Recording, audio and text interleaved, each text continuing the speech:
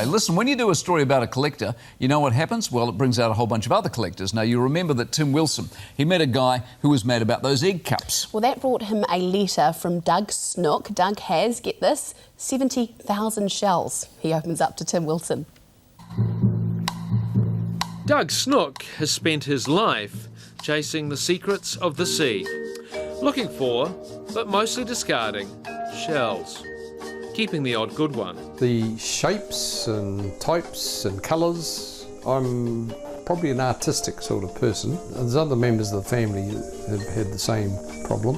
His sister collected them, so he did too. Now, at almost 80, his shells overrun 2 rooms, one of which has shell curtains. I think it's something in the vicinity of nearly 70,000 different specimens. Doug has shell coasters, an indulgent wife Judith, and heaps of shells.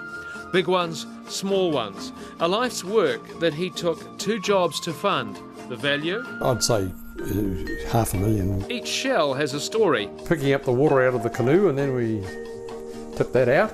And if we have any more, we can go in again, and it's just like a plastic bucket. Each shell has a song, sorta. You blow in here and you can blast out a noise which brings everyone's attention.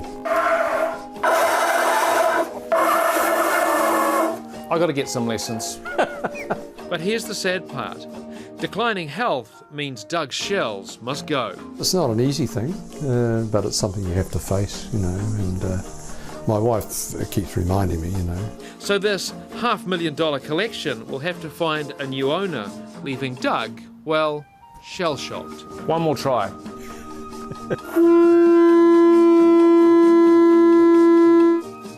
Boom.